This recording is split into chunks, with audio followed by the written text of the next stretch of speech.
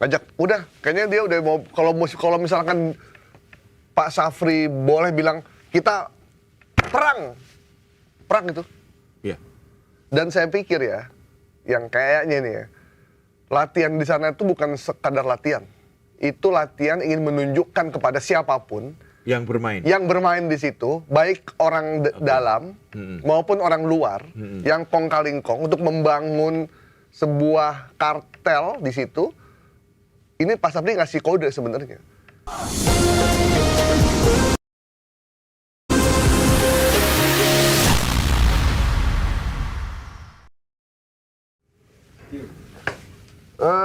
Tiba-tiba kita dikejutkan oleh satu peristiwa kemarin yang disampaikan oleh Menhan Syahrul Samsudin, bahwa ada negara dalam negara.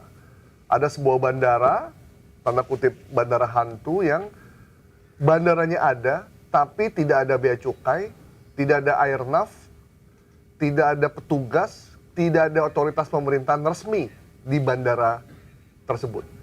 Tentu informasi ini sangat mengagetkan dan kita ingin ngobrol, mengomentari soal ini, termasuk Anda juga boleh mengomentari bagaimana keberadaan sebuah bandara yang tidak ada sama sekali aparat RI. Bahkan ada yang bilang bahwa negara kebobolan.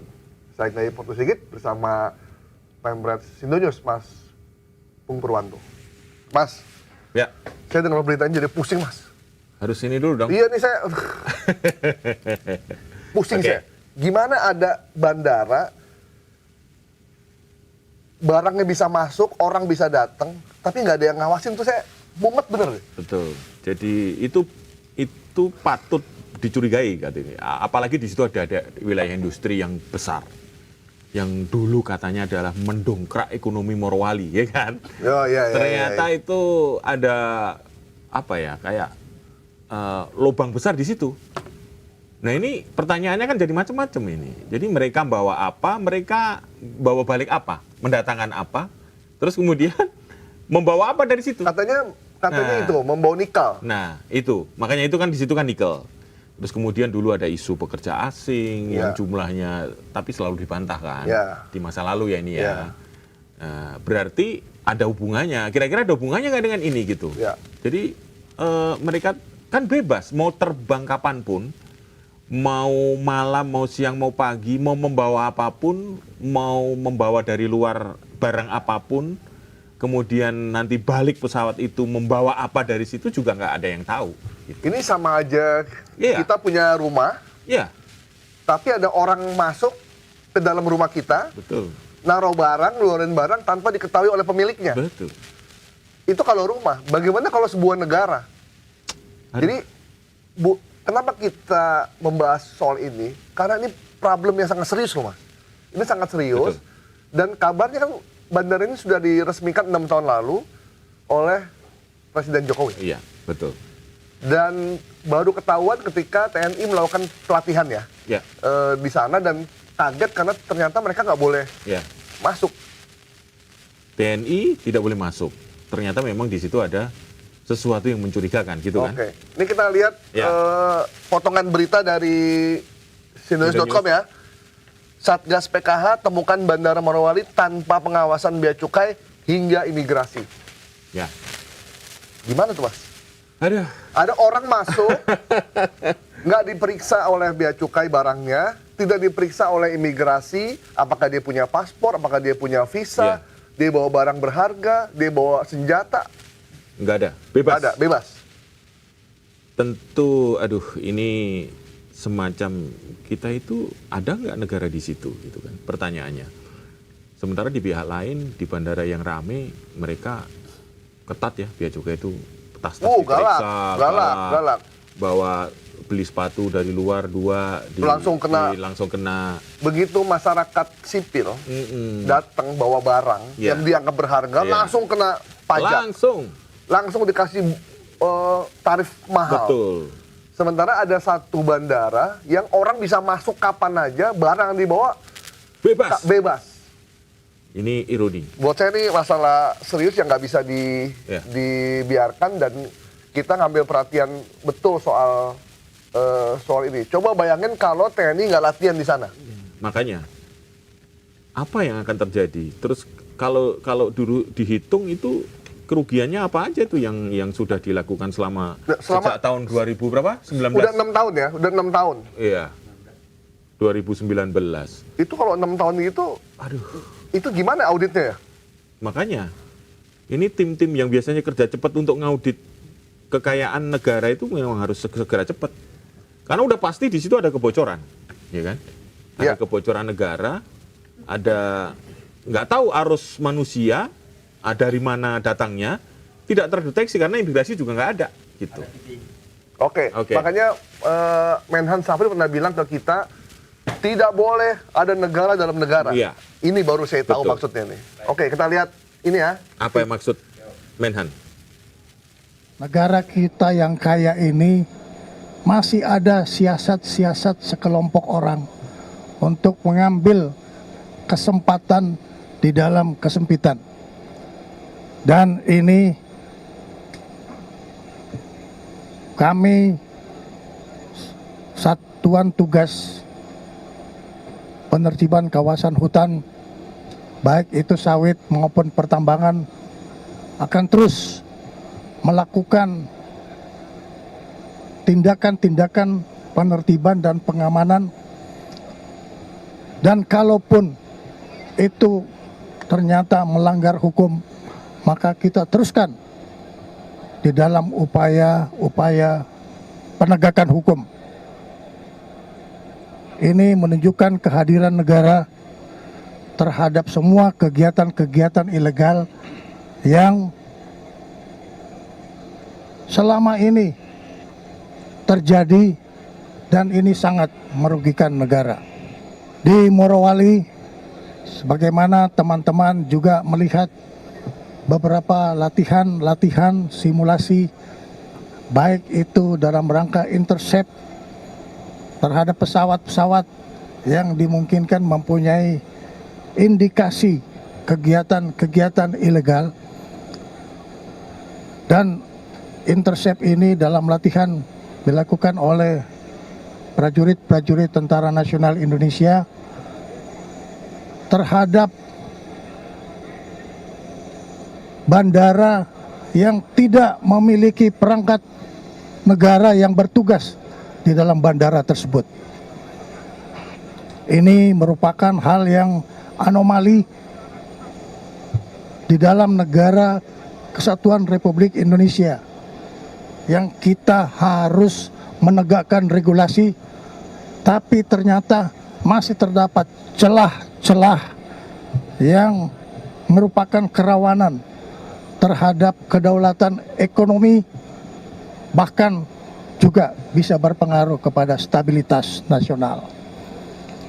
Ini menjadi bagian evaluasi kita untuk melakukan suatu penertiban dan pengamanan dengan melakukan deregulasi terhadap ketentuan-ketentuan yang sudah dikeluarkan. Akan tetapi ketentuan yang kita keluarkan sendiri tidak bisa kita kendalikan sendiri. Ini adalah satu anomali. Kita mengeluarkan peraturan, tetapi kita tidak bisa mengkoordinasikan, kita tidak bisa mengkomunikasikan, dan kita tidak bisa mengendalikan peraturan yang kita keluarkan. Sehingga ini menyebabkan manfaat yang diambil oleh orang lain untuk kepentingan kelompoknya. Negara hadir untuk menegakkan hukum, menegakkan regulasi, dan kita perbaiki semua hal-hal yang sudah kita lihat selama ini terjadi. Ya, aduh, jadi kelihatan sekali Pak Syafri ini agak marah ya, agak menahan amarah ya. Iya. Dan itu memang wajar gitu, karena ini benar-benar apa ya, kayak mimpi di siang bolong. Indonesia yang keluar dihormati, ternyata ada lubang besar di tempat yang dulu dibangga-banggakan sebagai salah satu pusat hilirisasi nikel. Iya. Dan ternyata disitulah tempat di mana sebuah negara tidak ada. Gitu. Ya. Ini, aduh. Jadi ada 4 hal yang Ya. dikhawatirkan. Pertama, keluar masuk barang tanpa pengawasan, keluar masuk orang tanpa pemeriksaan imigrasi, bandara tanpa negara, sama dengan bandara pangkalan tanpa batas. Yang terakhir yang mengerikan nih, posisi dekat dengan ALKI. ALKI itu alur lintas kepulauan Indonesia. Alki. ALKI ya, dekat jalur strategis tempat kapal selam negara-negara besar mondar-mandir. Warawiri tanpa deteksi. Entah Jadi, apa yang mereka lakukan. saya nggak habis pikir. Tadi yang hadir siapa aja, Mas? Panglima TNI, Jenderal Agus, sama Jaksa Agung, Jaksa Agung dan ST Burhanuddin. Menhan. Maksudnya ada satu yang belum kelihatan. Kapolri. Nah, Kok nggak ada ya? Kapolri. Iya. Nggak diundang atau gimana? Kapolri nggak ada loh.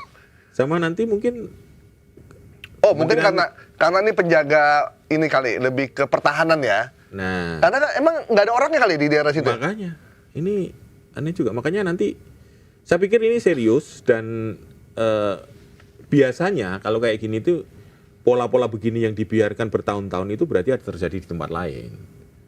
Indonesia kan negara ini kan. Oke, Mas, ini kita dengar lagi lanjutan dari videonya Pak Safri ya. Mempunyai kedaulatan kita.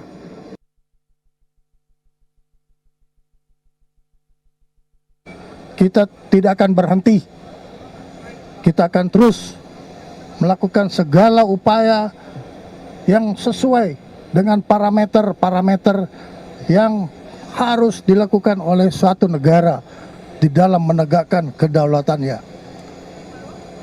Oleh karena itu, dengan simulasi latihan ini menunjukkan asumsi bahwa hati-hati negara selalu diintip oleh celah-celah kerawanan yang bisa mengganggu kedaulatan kita. Ini adalah satu pembelajaran kepada kita semuanya, kepada bangsa kita, bahwa negara yang kaya dengan sumber daya alam harus kita jaga sedemikian rupa. Dan ini tidak hanya berlaku untuk Bangka dan Morowali, tapi ini berlaku untuk di seluruh wilayah nasional. Saya akan melaporkan kepada Ketua Dewan Pertahanan Nasional, dalam hal ini adalah Presiden Republik Indonesia, tentang apa yang saya lihat dan apa yang saya temukan di dalam kunjungan kerja pada hari ini. Saya agar supaya ini menjadi satu pemahaman bahwa Republik ini tidak boleh ada republik di dalam republik. Terima kasih. Bahwa Satgas PKH itu skala nasional. Kita tidak hanya melihat skala regional di dalam wilayah, tapi selama ada di dalam peta wilayah nasional Indonesia, Satgas PKH akan menjangkau semua kegiatan-kegiatan ilegal. Akan tingkatkan pembangunan kekuatan pertahanan di seluruh wilayah nasional, dan kita akan tingkatkan semua birokrasi-birokrasi yang mempunyai kemampuan untuk otoritas regulasi di seluruh titik-titik yang menjadi kerawanan terhadap. Ngajak, udah, kayaknya dia udah mau, kalau misalkan Pak Safri boleh bilang kita perang itu. Iya. Dan saya pikir ya, yang kayaknya nih ya, latihan di sana itu bukan sekadar latihan. Itu latihan ingin menunjukkan kepada siapapun yang bermain di situ, baik orang dalam maupun orang luar yang kong kaling kong untuk membangun sebuah kartel di situ. Ini Pak Safri ngasih kode sebenarnya. Ini gue latihan di sini, lu kalau macam-macam gue sikat juga nih. Kira-kira begitulah kalimatnya menurut saya. Iya, ini bukan masa lalu lagi gitu. Iya. Ya pesannya begitu. Iya. Jadi memang tadi pesannya sangat tegas ya, bahwa tidak ada negara dalam negara, nggak boleh. Apapun tuh nggak boleh, bahkan sejengkal tanah pun itu kalau masuk wilayahnya kita, itu harus kita pertahankan sampai Benar. titik darah penghabisan. Apalagi itu di pusat tempat yang tadi dekat Alki, kemudian itu di wilayah yang sangat kaya sumber daya alam, yang tadi juga disebut kita kaya sumber daya alam, dan ternyata orang lain menikmati itu dengan mudah gitu. Orang lain nggak tahu ini siapa ini. Tanpa dikontrol. Tanpa dikontrol. Kalau tanpa dikontrol pasti melibatkan orang dalam dong. Nggak mungkin nggak tiba-tiba orang asing datang kan gitu. Logikanya gitu ya. Makanya kita dorong agar selalu investigasi harus segera dilakukan. Ya, ini gampang diusut ya sebenarnya. Sangat gampang. Siapa yang punya wewenang ditanyakan. Diresmikan oleh Presiden Jokowi 6 tahun lalu. Setelah itu siapa yang mengelola bandara itu? Sebenarnya kalau perusahaan punya bandara tuh Freeport juga punya kan? Punya. Cuma kan publik tahu. Tetap publik di Freeport, tahu. masuk kan pernah ke Freeport ya? Harus ada laporan ketat di sana. Imigrasi semuanya ada. Semuanya ada. Walaupun bandara itu dimiliki oleh korporasi oleh korporasi, dan tidak hanya Freeport, ada tempat lain juga punya bandara. Tapi semuanya kan terpantau, ada petugas di situ. Bahkan kalau ada arus ke luar negeri juga ada petugas bea cukai, ada petugas imigrasi, semuanya kan harus tercatat gitu kan.